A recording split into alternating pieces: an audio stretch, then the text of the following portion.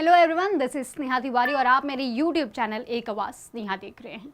देश के प्रधानमंत्री माननीय नरेंद्र मोदी जब अगली बार अपने संबोधन में कहेंगे कि मैं देश के डॉक्टर्स और नर्सों को सलाम करता हूं, तब देश के डॉक्टर्स और नर्स उनसे सवाल करेंगे कि आखिर आपका ये दोहरा व्यवहार हमारे साथ क्यों, कि आखिर आपकी ये सलामी तब कहाँ चली जाती है जब आपके प्रिय मित्र हमारे एलोपैथी को स्टूपिड बताते हैं।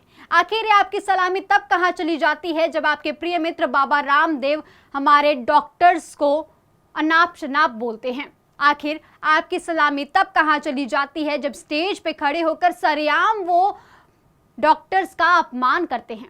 ये सवाल पूछना इसलिए भी ज़्यादा ज़रूरी हो गया है क्योंकि हमारे देश में डॉक्टर्स को भगवान कहा जाता है, भगवान का रूप माना जाता है और आज भगवान के रूप पर प्रश्न खड़ा हो रहा है। तीसरा बोलो मुझे डॉक्टर बनना है, टर टर टर टर टर टर टर टर करते रहते, टर बनना है, टर डॉक्टर 1000 डॉक्टर तो अभी कोरोना की डबल वैक्सीन लगाने के बाद मर गए। कल क्या समाचार है? कितने? 1000 डॉक्टर डबल वैक्सीन लगाने के बाद भी मर गए। अपने आप को ही नहीं बचा पाई, वो कैसी डॉक्टरी? तो मैंने कहा डॉक्टर बनना है तो स्वामी रामदेव जैसा बन, जिसके पास में कोई डिग्री नहीं और सबका डॉक्टर है। Without any degree, with divinity, with dignity, I am a doctor. हाँ, बाबा रामदेव के कई नाम हैं। रामकृष्ण यादव कह लीजिए, योग गुरु कह लीजिए, योगा का गुरु कह लीजिए या पतंजलि के मालिक कह लीजिए। करीबन 9000 करोड़ से अधिक मुनाफा कमाने वाली कंपनी पतंजलि के मालिक बाबा रामदेव स्टेज पर चढ़कर एलोपैथी को स्टूपिड बताते हैं, हमारे डॉक्टर्स का अपमान करते हैं। लेकिन तब देश के प्रधानमंत्री माननीय नरेंद्र मोदी एक बार भी कोई सवाल नहीं उठाते हैं। सबसे बड़ी बात तो यह है कि स्वास्थ्य मंत्री डॉक्टर हर्षवर्धन सिंह भी उस वक्त कुछ बोलना जरूरी नहीं समझते हैं। एलोपैथी इलाज का वो पद्धति है जो पूरी दुनिया में सबसे ज़्यादा फॉलो की जाती है, सबसे ज़्यादा यूज़ की जाती है मरीजों को ठीक करने के लिए। लेकिन आज भारत देश में कहीं ना कहीं एलोपैथी का मजाक उड़ाया जा रहा है। कहीं गौमूत्र इलाज बताया जा रहा है, तो कहीं गौ गोबर, तो कहीं कुछ और, कभी कभी तो इम्यूनिटी बूस्टर को ही इलाज बता दिया जा रहा है। और ऐसे में योग गुरु बाबा रामदेव का एलोपैथी और डॉक्टर्स के खिलाफ बयान देना कितना सही है, कितना गलत, ये आप खुद सोच लीजिए।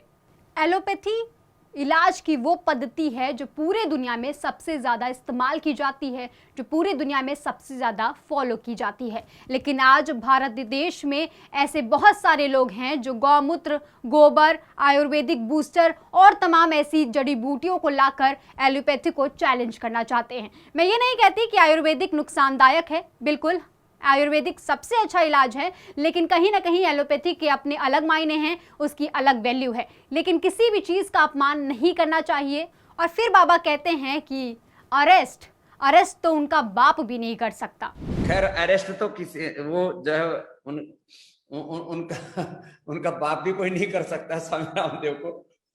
लेकिन एक शोर मचा रहे हैं कि क्विक अरेस्ट स्वामी रामदेव।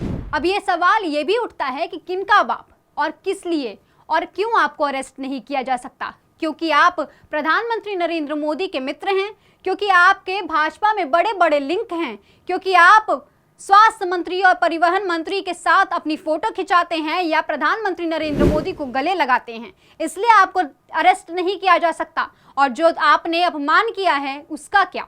बाबा रामदेव की कंपनी पतंजलि ने कोरोना की दवा निकाली कोरोनिल नाम से। अब आईएमए ने इसे सिर्फ और सिर्फ इम्यूनिटी बूस्टर मान लिया। बाबा को लगता था कि कहीं ना कहीं कोरोनिल को कोरोना की दवा मांग ली जाएगी। बाबा इसी चक्कर में थे और इसीलिए बाबा कोरोनिल के उद्घाटन के समय भाजपा के कई बड़े मंत्रियों को, जैसे कि स्वास्थ्य मंत्री डॉक्टर हर्षवर्धन जी और परिवहन मंत्री नितिन गडकरी जी को भी बुलाया था और ये दोनों लोग फोटो खिंचाते भी नजर आए थे कोरोनिल की डिब्बी पकड़े हुए।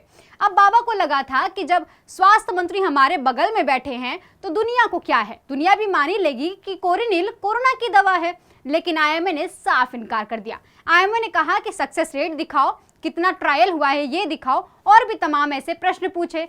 तब से बाबा को लगता है आईएमए पे खुन्नस आ गई और तब से जहां जो मन करता है वहीं पर बाबा रामदेव एलोपैथी और डॉक्टर्स के खिलाफ बोलने का कोई मौका नहीं छोड़ते हैं। अब इस पूरे विवाद को लेकर आईएमए ने भी प्रदर्शन करना शुरू कर दिया है। आईएमए ने प्रधानमंत्री नरेंद्र मोदी को चिट्ठी लिखकर उनसे मांग की है कि बाबा रामदेव उनसे चिट्ठी लिखकर खंडन करें और जिस तरीके से उन्होंने वीडियो बनाकर हमारी बेइज्जती की है, इसी तरीके से वो इस बात का भी खंडन करे या तो 1000 करोड़ रुपए की मानहानि भरे।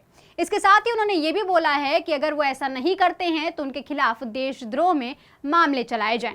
अब बाबा रामदेव की टीम कहां पीछे रहने वाली थी? बाबा रामदेव के सहयोगी बालकृष्ण जी भी एक बयान जारी करके कहते हैं को कोरोनिल की दवा की सक्सेस रेट से लोगों को प्रॉब्लम हो रही है। डॉक्टरों को उसके सक्सेस की वजह से परेशानी है और इसी वजह से बाबा रामदेव पर इस तरीके के इल्ज़ाम लगाए जा रहे हैं। अब आप ये सोच रहे होंगे कि ये मामला तो पूरा आईएमए और बाबा रामदेव का है, तो मैं इसमें प्रधानमंत्री नरेंद्र मोदी से सवाल क्यों पूछ रही हूँ। दरअसल ये जब मामला चल ही रहा था, उसी दौरान बुद्ध पूर्णिमा के दिन पीएम मोदी ने डॉक्टरों से संवाद की। वीडियो कॉन्फ्रेंसिंग के जरिए उन्होंने ये साफ कहा कि मैं देश के डॉक्टर्स, नर्सों और फ्रंटलाइन वॉरियर्स को सलाम करता हूँ। हर एक काशीवासी का हृदय से बहुत बहुत धन्यवाद देता हूं। विशेष रूप से हमारे डॉक्टर्स ने, नर्सेस ने, technicians, ward boys, ambulance drivers, आप सभी ने जो काम किया है वो वाकई सराहनीय है। और ये भी सवाल उठता है कि हमारे देश के स्वास्थ्य मंत्री डॉक्टर हर्षवर्धन जी इस पूरे मामले में अभी तक चुप्पी साधे बैठे हैं। ऐसा क्यों? इस वक्त के लिए इतना ही। इस खबर पर फिलहाल के लिए इतना ही। देखते रहे मेरे YouTube चैनल एक आवाज स्नेहा और लाइक, शेयर, सब्सक्राइब करना ना भूलें।